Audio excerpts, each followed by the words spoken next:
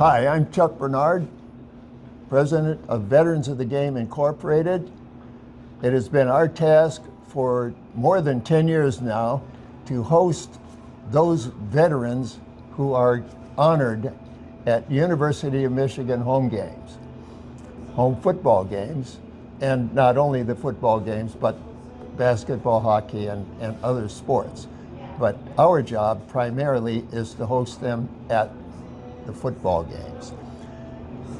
It is today being, we're now 2025. We've been at this for more than 10 years. We began in November of 2014, 1 year off. So we've been honoring some very, and not to overuse the word heroic, but these are veterans who have survived some of the most horrific conflicts. And the one conflict that has been not gotten the attention that it probably should have is the Korean conflict. So in 2018, we hosted and honored Captain Hal Barber.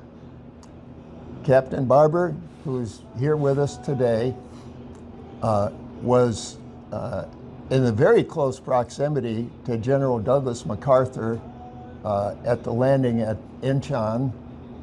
This is a very significant point in the Korean conflict. And he also wound up with the 1st Marine Division at the Chosin Reservoir during those bitter cold days in late November and early December 1950. So, Hal, it's an honor. It's an honor as a Marine and as a Michigan Wolverine fan to host you here and to get some of your recollections of these very significant periods in U.S. history. So Hal, welcome aboard, Captain Barber. Thank you. I was a PFC in Korea. I was in George Company 3-5, and we landed down south as far as you could get south, because the North Koreans, and along with the help of the Chinese and the Russians, had taken most of all of Korea. So we landed down south. And then we started fighting our way back up north. And General MacArthur come up with some genius ways to get the Marines going, I guess. And we landed the first time on I guess it was the east side of Korea. And then he pulled us out, the 5th Marines, the 7th Marines stayed where they were. They were just coming in. And he put us aboard ship, and we landed up north. Well, it was just above the 38 parallel, I think it was. And when we landed, it was at Incheon. And we landed that morning at Incheon Island, and we fought our way up the hills or the mountains, and we raised a flag. Our right guide was a World War II veteran, and he had a flag folded inside of his jacket.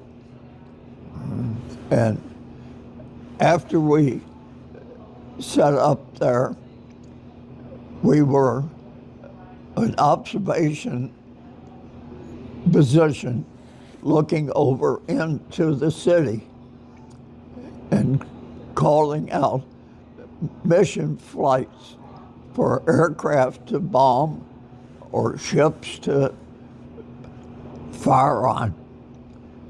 And I was a PFC ammo carrier, but at that particular time, they had me behind the gun, the machine gun, and as guys would pick out places that we could shoot, they would tell me, and then we'd get the approval to shoot there, and we would shoot around the city. You see people scurrying from one position to another in the locations. And then we got that all secured, and like I say, our right guy climbed a tree and put our flag up. And I understand later that MacArthur was out in the ocean, someplace out there, but he could see the flag raised, and he says, "This is our position. They got a flag up, an American flag. We can go ashore."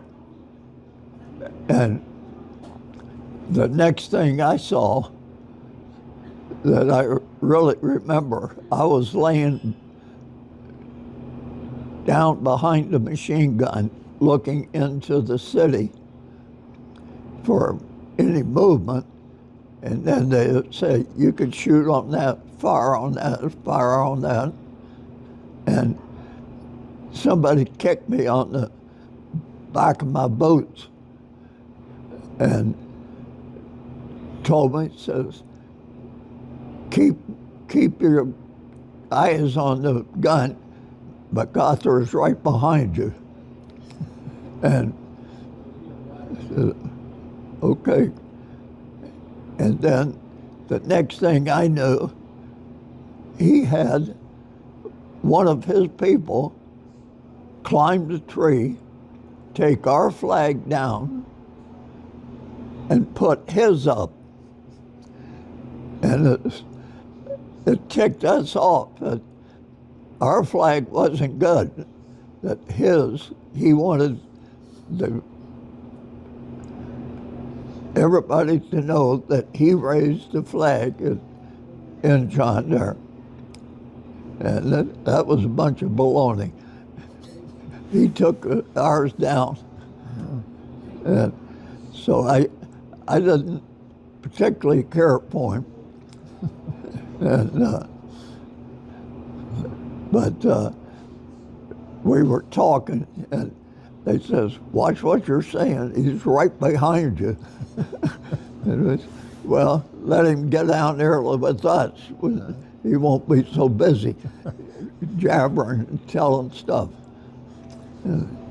But so this might be a good opportunity to sort of get you from the point where Hal wound up in the United States Marine Corps, and what brought him to this point. Hal, you decided, you and your buddy Charlie, you decided that you wanted to join the Marine Corps, and this was in 1948. 48. Charlie was being drafted, and his dad and my dad had both served in the Army during World War I, and his dad in World War II. So we eliminated the Army, and I told him, I says, I can run a heck of a lot longer than I can swim. So the Navy's out.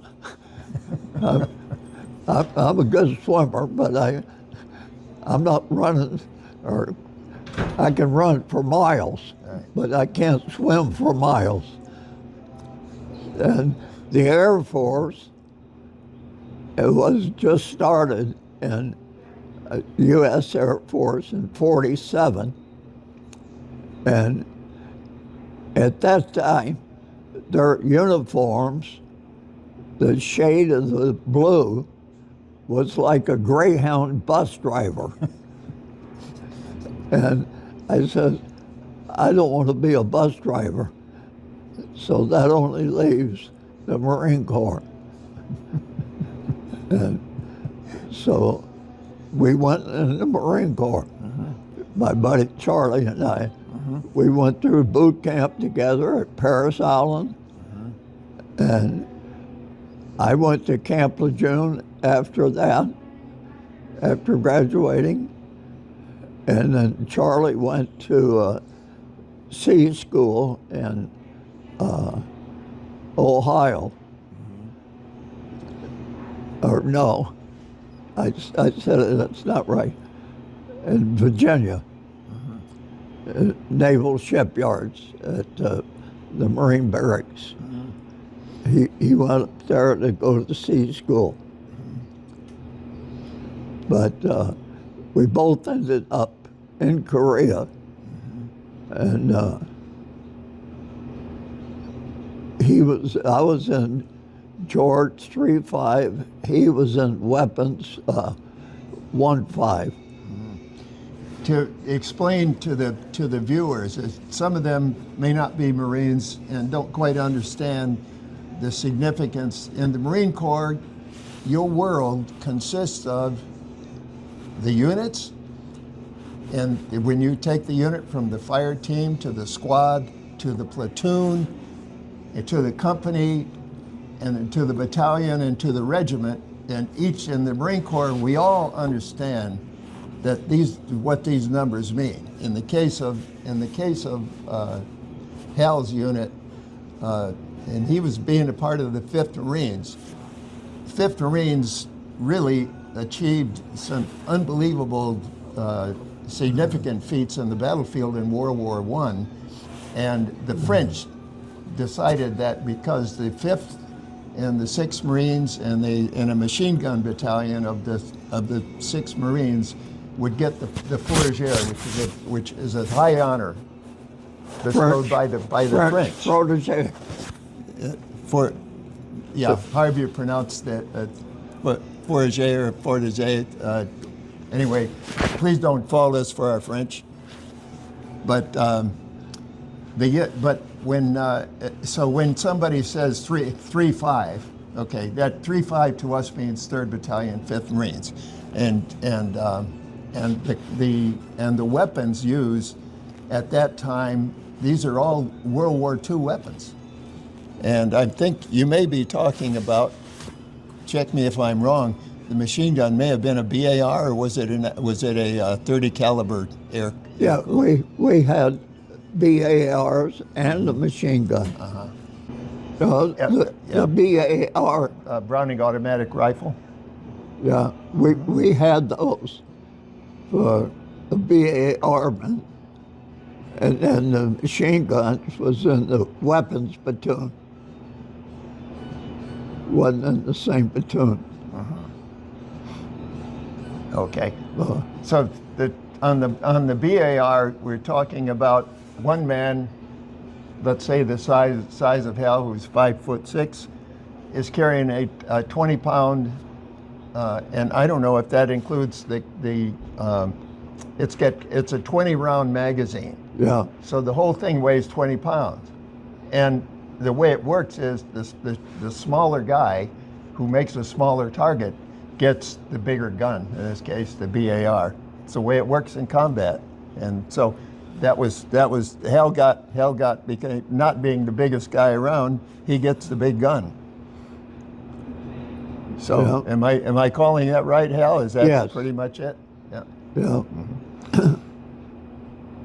It made it was like a machine gun, but you fired it from your shoulder. A machine gun, you could lay down and do it, which on the island, I was attached to the machine guns. And then got a BAR. And so in the platoon, you had 3 fire teams and a BAR in each of the fire teams. Is the way it was then. I don't know about now, but Oh, well, it's possible now. Yeah, who knows what the tactics require? But Hal, to get to that point where you wound up on this island, which has a Korean name, Womido or something like that.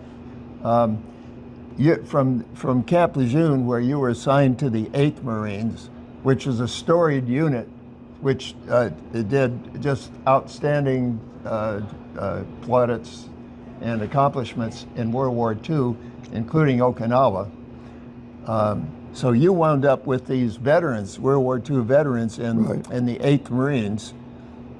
And what was that experience like? Was that a good learning experience? it was like looking up to my dad.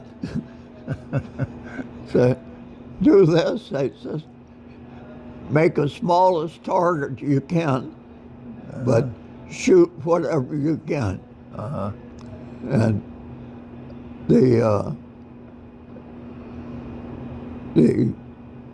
men that I served with were all super, super good guys.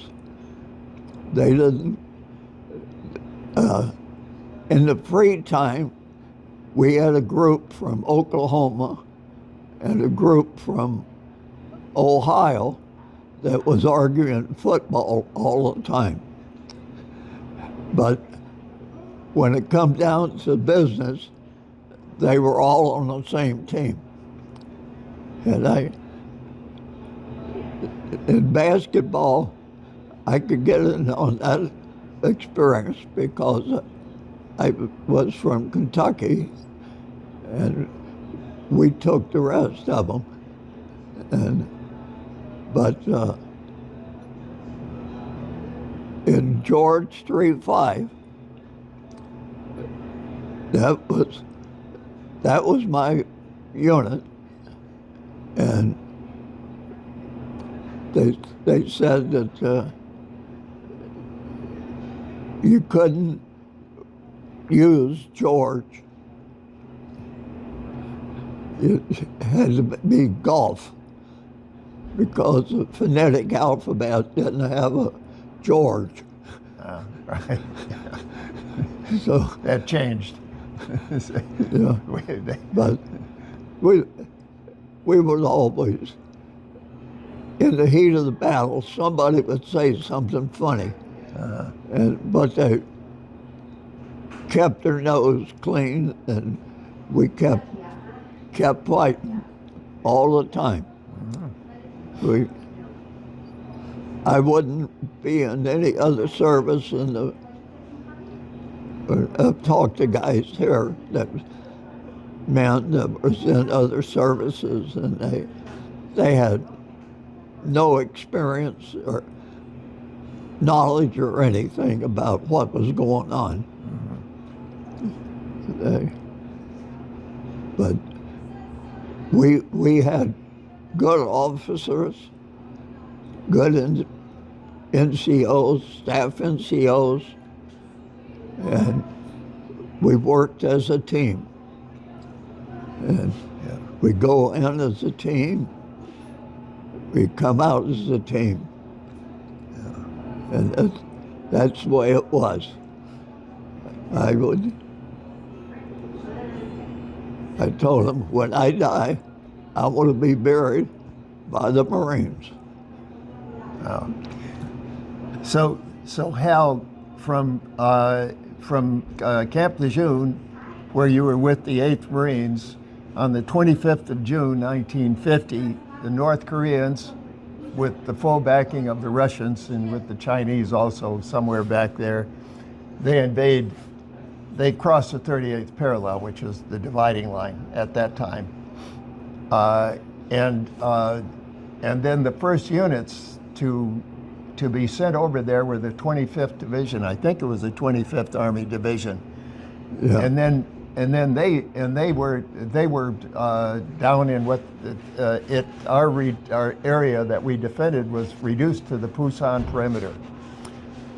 And at that point, I'm sure that you must have been en route, because a lot of things happened awful fast, and so you wound up going from Camp Lejeune to where, to Camp Pendleton? Yes. And that's where you joined. That's where you joined 3-5, 3rd Battalion, 5th Marines. Well, actually, I didn't know what unit I was going to be in until I got to Korea. When we landed, they start picking guys. You go here, you go here, you go here, you go over here. And according to your MOS. Right. The military occupational specialty, which in this case was, in the Marine Corps, not to get down into play numbers games, but 03 is infantry. Yes. So Hal was an 03 something, something fully understood by Marines, and that's the backbone of the Marine Corps. That's what we do. He was in in the infantry. Infantry, tanks, artillery, Right. whatever your MOS was, what you trained in. Right. But So you landed in Korea. Now, did you come in with the 1st Marine Brigade, or did you go direct to the group that landed at Incheon? we joined the brigade. They beat us there. They were already on the West Coast, where I came from. Marine barracks there in Virginia. Across the states on a train. And then to Camp Pendleton for about 4 days, and then down to San Diego and on the road. Aboard a ship? Aboard a ship, and training and shooting all the way as soon as we cleared the area, making sure all the weapons worked and you knew how to use them all.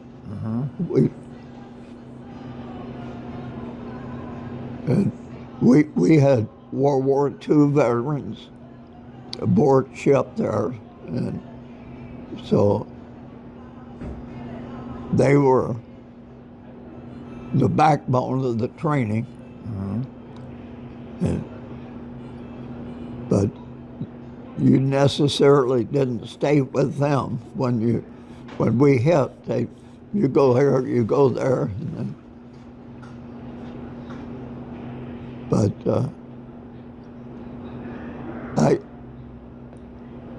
George Company 3-5 was always what I've dreamed of.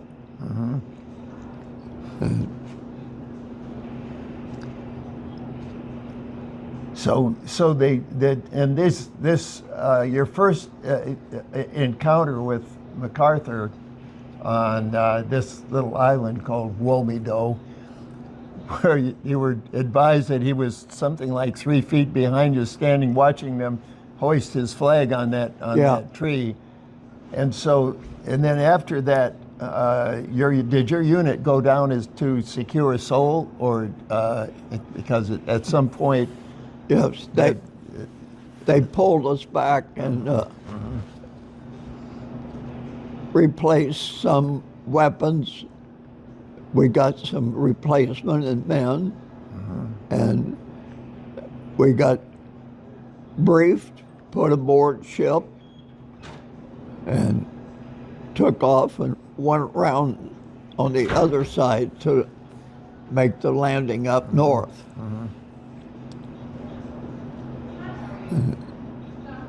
But while we were south, we went through Kempo Airfield, and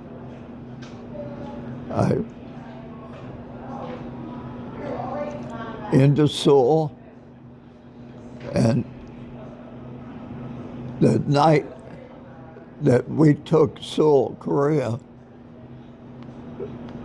our machine gun was set at the entrance to the University of Seoul.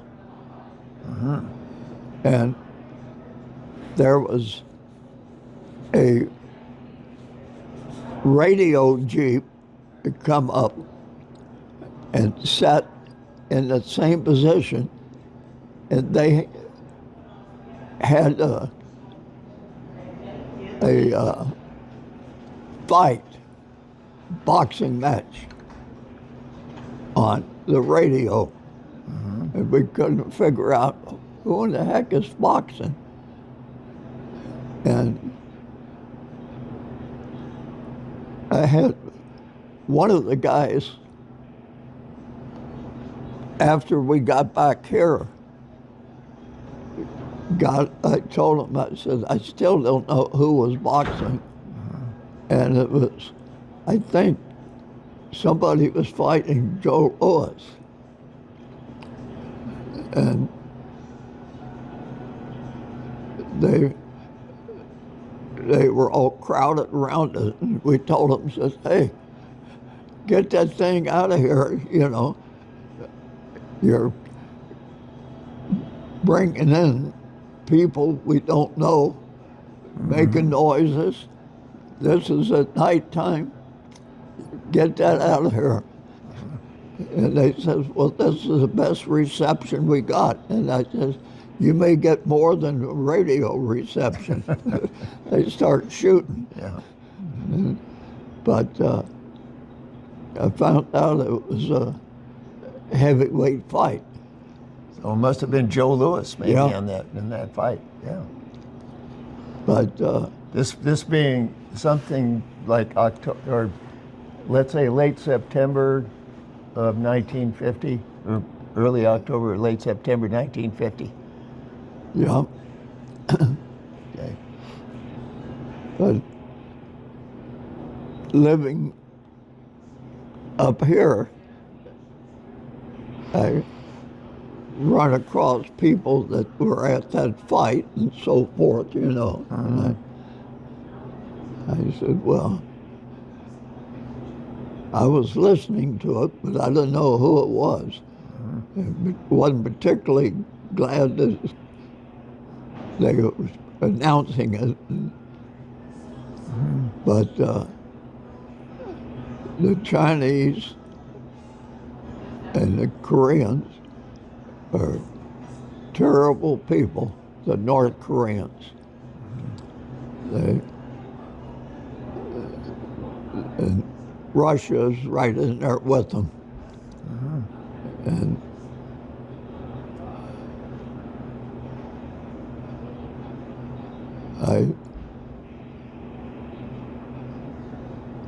I tried to go on embassy duty and couldn't make that.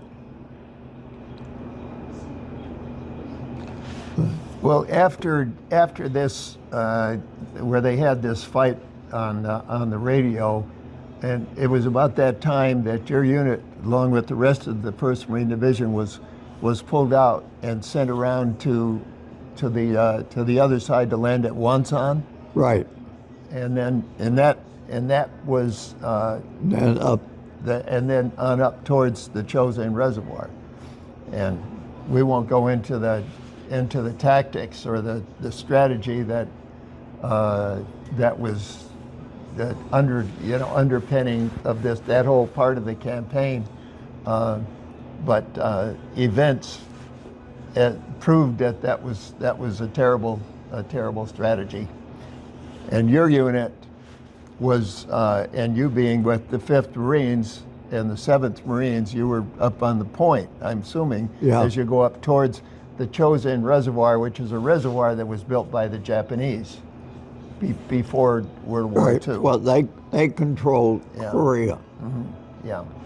So, so can you take us on the way up? What you recall of that going up towards that point? I know they put us on a train, and it had supplies on it. Open. It wasn't the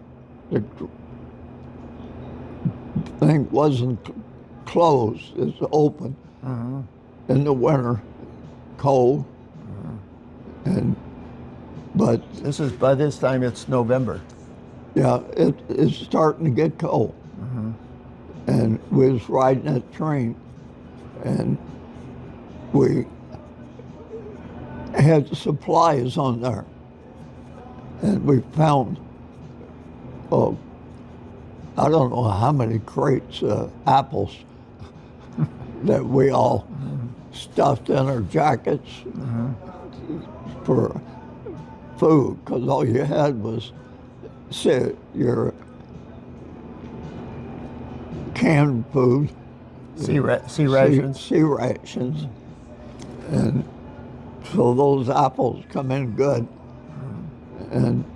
But we got up there and made our landings, and you go up the hills. You would see the airplanes coming in, and you could tell the Air Force and some of the Army planes, they were way up here shooting and releasing their bombs or whatever they had. The Marine Corps planes and the Navy planes, they'd come down and you'd think they was gonna crash into the ground. And then they give it one of those and throw out all of their ordnance and big explosions. So it's the difference in the training for the people in the air wing. And no wonder they can't get nothing done. But then I saw more of that in Vietnam. But up there was totally different. And then the winter months come on. And when we went ashore, the temperature was probably in the 90s. It was in the summer. And we had the same clothes on in the winter. And I had been in the Boy Scouts. I was an Eagle Scout. And they always told me, it says, if you ever need dry socks and stuff, only take one shoe off at a time. Don't take both shoes off. Take one shoe off, change your socks, put your shoe back on, and change the other one. And okay, that makes sense. And then what do you do with the old sweaty socks? They say, open up your thing, put it inside of your undershirt or around your chest. So it's sweaty, but you work up another sweat and you dry it out some. So you have fresh socks and you'll be safe. And I told all the guys with me to do that. I ain't putting no dirty socks on me, this and that. And when I got hit, and got to the hospital finally, they had stripped me down. I had socks. So, but So Hal, you were on a train, but at some point that you had to debark from the train with Yeah. your unit, and as you were going up the, I think they call it the main route or something like that, which was the only route to go from that landing point up to, and I vaguely recall that it was that the main base where the 1st Marine Division, in fact, the commanding officer, O.P. Smith, was Hagaruri, but you went through that point and on up to much closer to the Yalu River.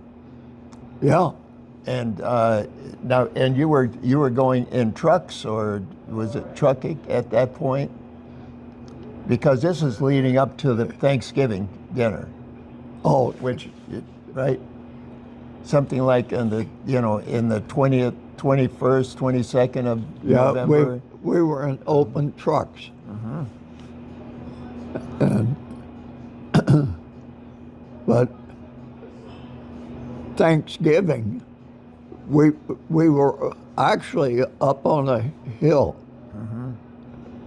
and we got probed that night by the Chinese, and they passed a word to pack up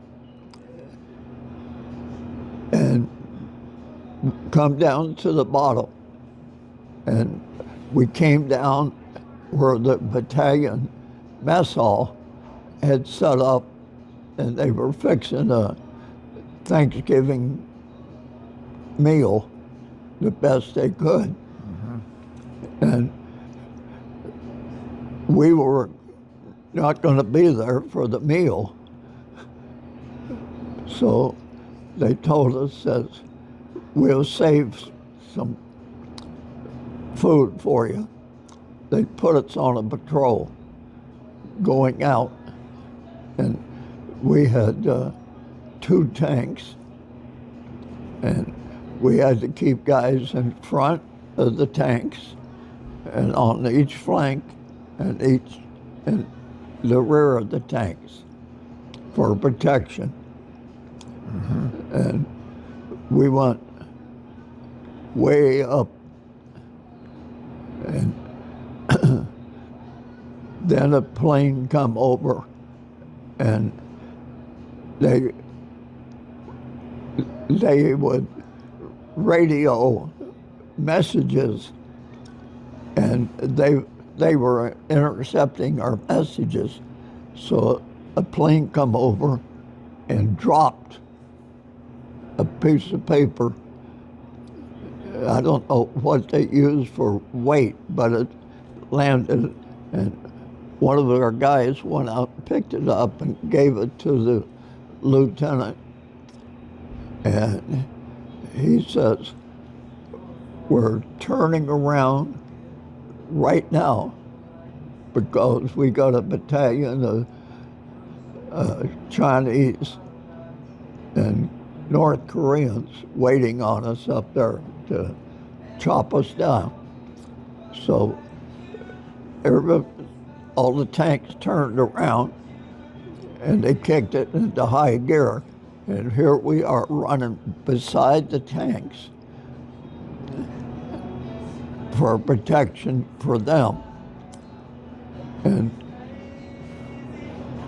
back to where we started the morning, And we got to where the mess hall was, and the gunny says, "Where's the Thanksgiving food?" And they says, "Here it is, give me a canteen cup." And they pour it in soup. And at the same time, the gunny said, "Get up, get back up to your position right now. We need you up there." So we up the hills in our position, and I said, "Oh, our soup." One chunk of ice, frozen solid. That was our Thanksgiving dinner. Wow. No candied yams. No. And a turkey leg. Did you get a turkey leg or something that? No. No, we didn't get anything. Just a big block of ice for Thanksgiving dinner. Yeah, a canteen cup full of ice. That was it. So from my understanding of the history, you had strung out along this main route with the 5th and the 7th Marines were right up there at the tip that's where Hal was located. And one company of the 7th Marines, Fox Company, dropped off at a very critical point, Tok Tong Pass or something like that, which was roughly between the commanding general's headquarters at Hagururi and their location right up on the point. So they were strung out, and then you also had the 1st Marines, commanded by Colonel Chesty Puller. Yeah. Chesty, the nickname Puller, and he's a much storied Marine who at one point during that battle said, was told that they were surrounded, and his retort, much reported, and you know, it's a part of our Marine Corps history. His response was, "They can't get away from us now." Yeah. That was a true. All this is happening within a period of maybe a week. Yeah. It's very intense fighting all along the points, and they were outnumbered something like 7 or 8 to 1, you know, and even more so the way the Chinese general had organized this. They thought for sure they were gonna piecemeal take care of the 1st Marine Division. It just didn't work according to their plan. So you were wounded. I got wounded on the 27th of November, and I didn't know what day it was until I got hit that morning, and they pulled me back and put me in a tent, and the corpsman was checking me out, and I said, "What day is this?" And he said, "Thursday or Friday, whatever it was." I said, "No, the date." He said, 27th of November. I said, "Oh, that's my mother's birthday. I can remember that." And actually, I got hit in my upper leg, and I was numb. I had no feeling in that leg from 27th November until in December,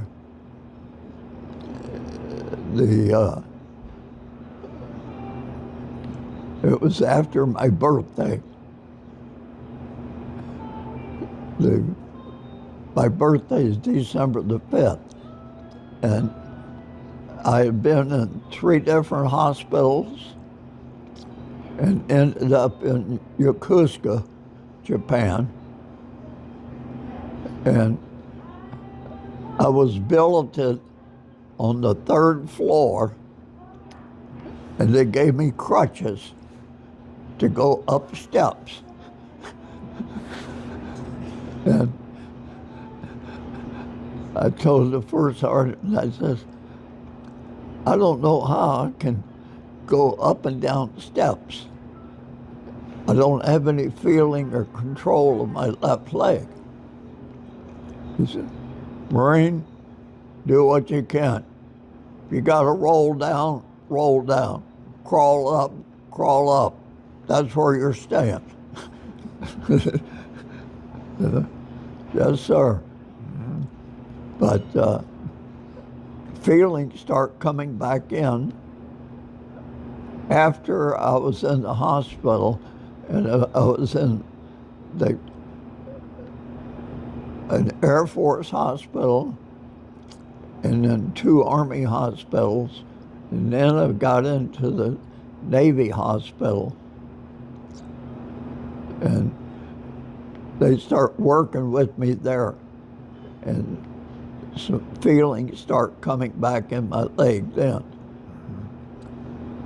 But it was a long time. Wow. Well, it seems like a long time from the 27th of November to the 5th of December. During this time, you were wounded, so you were back with the rest of the wounded. Yeah. And then, I mean, to me, it's a story that maybe you can't remember because you were out. But God bless the corpsmen, and all those other in the Marines and who took care of you. Well, I flew out on the last hospital plane out of Korea in that location because they were tearing up the strip. Yeah. And so that was on the 5th of December. On the 5th of December, I had no idea what day it was. And when we landed, and it was an Air Force hospital plane. And we landed at an Air Force base. And they took us off on stretchers and into the waiting room, like a regular airport, and set us down. And a few minutes later, a lady come by, and she says, "Do you have your dog tags?" And I, "Yes, ma'am." And held them up, and she says, "Oh, you're a birthday boy. This is December the 5th. So how old are you now?" I said, "Well, I'm still living. I guess I'm 21 years old today." And she said, "Oh, birthday boy, 21. Everybody come over and give him a kiss." And I had been in the same clothes, and you can imagine what the odor was like for a week. And all these beautiful ladies were over there raising me up, giving me a kiss, and wishing me a happy birthday. Yeah. And then they finally did get me back to a ward and start cleaning me up and working on me. Then I was transferred to another Navy or Air Force hospital, and then to an Army hospital, then to another Army hospital. And at that one, they had a Marine Corps birthday, and Bob Hope was in. And they said, "You have to be in uniform to go see Bob Hope." Yeah. And I'm in my pajamas in the hospital, and they brought me a Army uniform to put on. I said, Bob Hope, the commandant, everybody else, I'm not putting on an Army uniform to go see Bob Hope. I said, forget it. So I didn't see Bob Hope. So, and that to me is one of it's a very telling part of Hal's experiences, is from the time that he was wounded to the time that he was able to get on board that last plane out of Hagaruri. He owes his life to, let's say, to all the corpsmen and Marines who took care of him, but one in particular who probably would be in line for some kind of a medal, and Yeah. who knows, all the way up to the ultimate, the congressional. But you need witnesses. Let's say Hal was one witness to what had to what transpired from that being up there in when he was being treated from that point to where he got aboard a Jeep or a truck, and which was driven by a corpsman who had to stop periodically. And students of the history of this part of the chosen campaign probably could put that together better. But he had to stop every mile or so because the Chinese had put roadblocks, and they had to fight their way through roadblocks. It was not a smooth drive down to Hagaruri. So he was taking care of them. He'd get out, and you tell the story. He'd get out with his weapon and join in the fight to clear the roadblocks. He had a hospital Jeep, and it carried 2 stretchers. I was on the top stretcher, another guy was under me.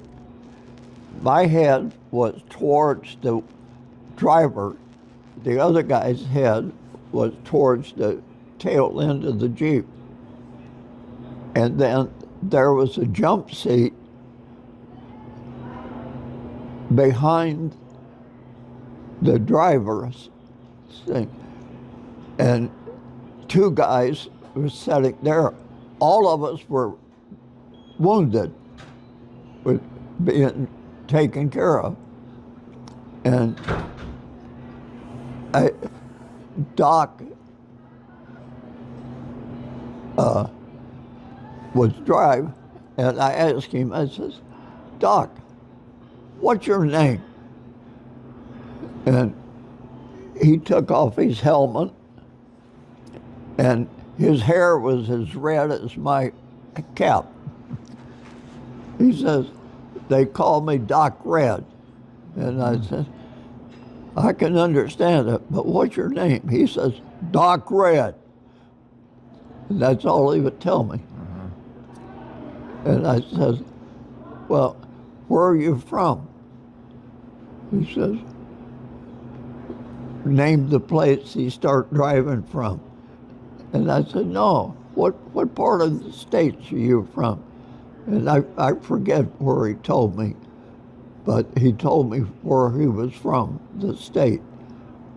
But my memory don't recall it now. But he took care of all of us. And when we got stopped, there was a roadblock and a fight. Doc would get out of the Jeep, make sure his helmet was on, grab his medical bag, and take off with the Marines, fighting our way through the roadblock. Then he would come back and he'd make a snowball, and he was pulling a trailer, a Jeep trailer, and in the trailer was medical supplies. And then it had a canvas top over that. And it was two wounded guys laying on that medical supply wounds, the tarp. And they were covered with another tarp. And he would make a snowball and give to each of them. Come and give the guys a snowball that was under me and give me one. And that's the water we had. And we was going along, and I saw an airplane come over, and it made a drop of supplies. And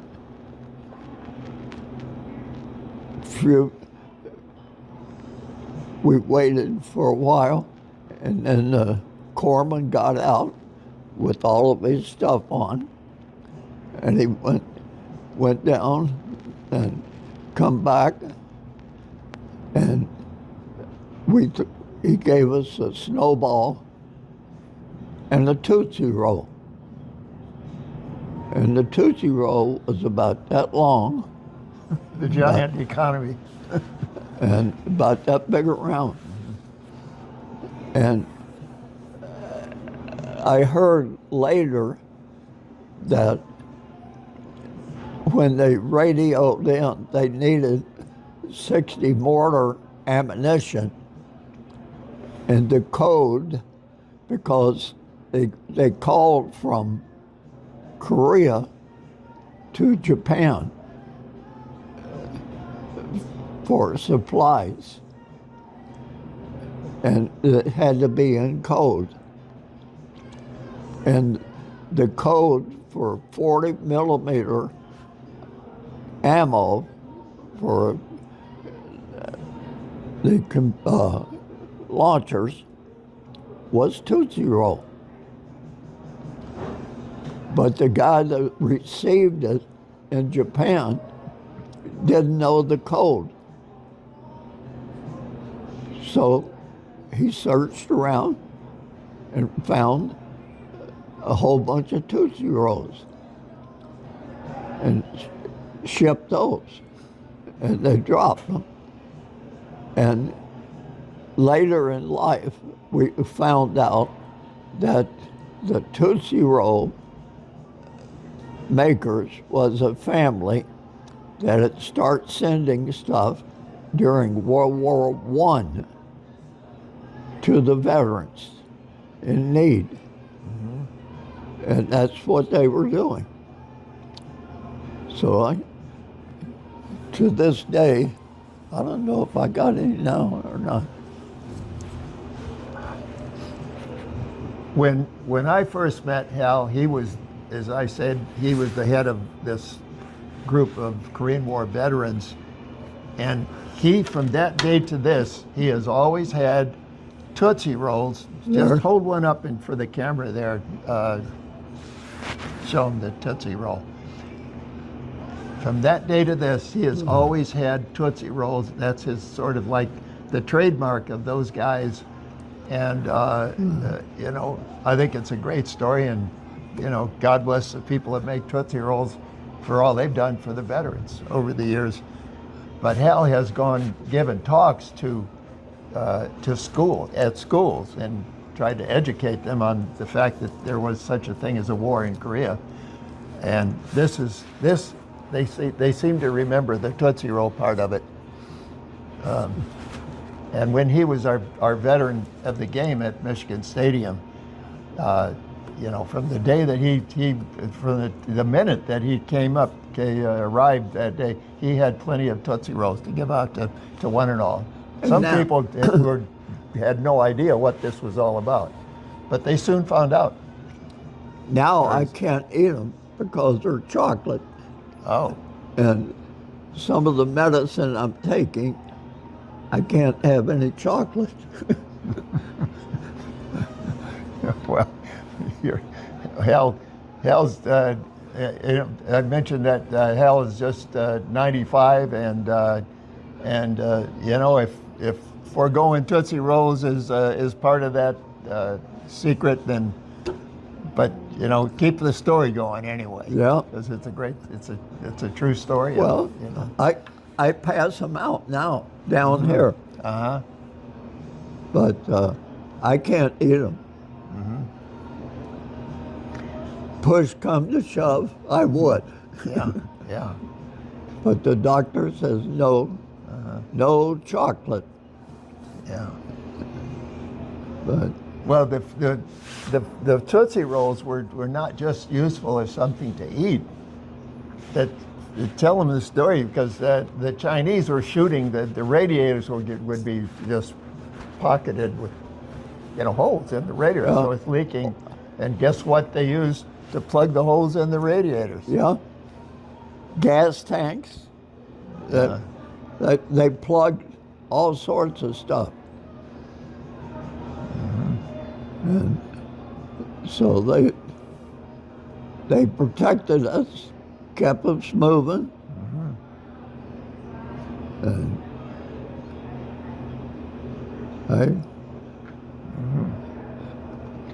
people see me going around here. Hey, Hal, you got a Tootsie Roll? And you got one, right?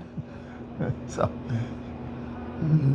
well, I'm going to just take a quick sip of coffee here, because I think we've covered the Korean campaign, but there may be some other stories. To me, that was that whole and we've read the books, because what you had is we had about three different epicenters of activity where the Chinese were trying to piecemeal and eliminate the 1st Marine Division. And But just last night, I was reading the local newspaper from 29 Palms. right. That's out in California. And they picked up a Korean or Chinese guy on the base. At 29 Palms. On the base in 29 Palms. And he was taking notes about, he was out in the impact area. And he didn't have any kind of identification or anything. And they now locked him up, trying to identify him. But you got to watch these guys. He was on the base, and Yeah. So 29 Palms is now the base for the 7th Marine Regiment. I think that's not a secret. And one of the three regiments that constitute the 1st Marine Division. Yeah, 7th Marines were there. 5th Marines were at Camp Pendleton. Pendleton. And the 1st also at Camp Pendleton, or? Well, you got some at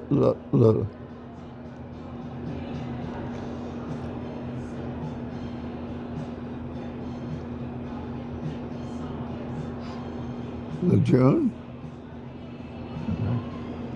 I'd be surprised if it was Lejeune, but it could be. So, just also as a historical footnote, I think it's the 10th Marines or the artillery. Yeah. Was it the 10th? Yeah. The 10th, and that artillery was also up there on the point, right along with the 5th Marines and most of the elements of the 7th Marines, and they were providing artillery support. And so that you had an awful lot of troops were up there at the tip of the spear that had to pull back, but their support during this crucial week or so was vital. Was vital. So.